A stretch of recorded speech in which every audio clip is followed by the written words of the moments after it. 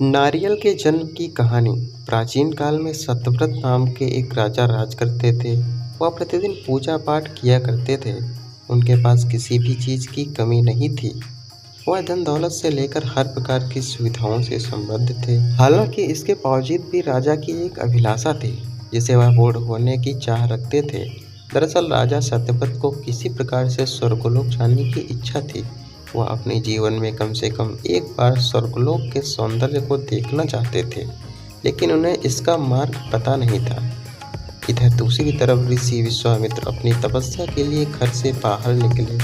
चलते चलते वह अपनी कुटिया से काफी आगे चले गए थे। काफी समय बीत गया लेकिन वह नहीं लौटे। इस कारण उनका परिवार भूख और प्यास से तड़प रहा था।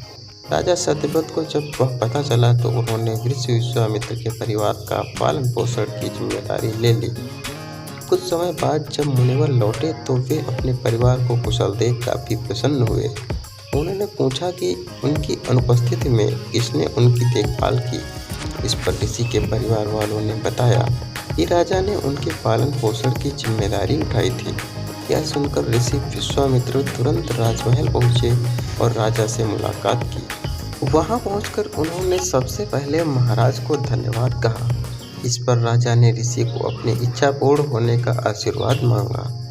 राजा की बात सुनकर ऋषि विश्वामित्र ने कहा, बोलिए महाराज, आपको क्या वरदान चाहिए। तब महाराज ने कहा, हे मुनि, मुझे एक बार स्वर्गलोक के दर्शन करने हैं। कृपा करके मुझे वहां जाने का वरदान दें। राजा की प्रार्थना सुनकर ऋषि विश्वामित्र ने एक ऐसा रास्ता बनाया जो स्वर्गलोक की ओर जाता था। यह देख राजा सत्यव्रत बहुत खुश हुए।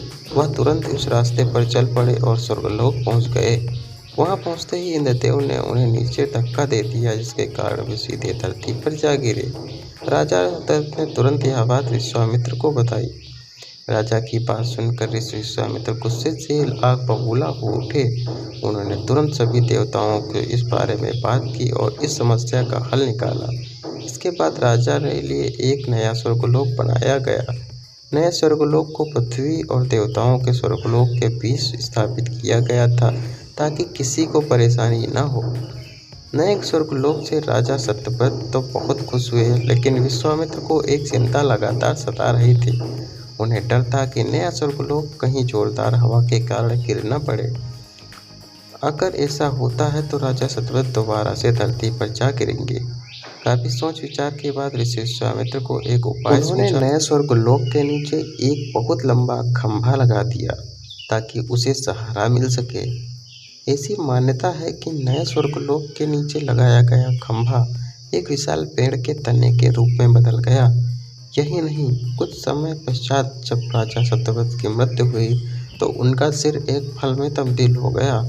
तभी से इस खंभे को नारियल का पेड़ कहा जाने लगा, जबकि राजा का सिर नारियल के रूप में जाना गया। यही कारण है कि नारियल का पेड़ इतना लंबा होता है। सीख। इस कहानी से हमें यह सीख मिलती है कि अगर सच्चे मन से किसी की मदद करें तो हमारी हर ख्वाहिश पूरी हो सकती है। धन्यवाद।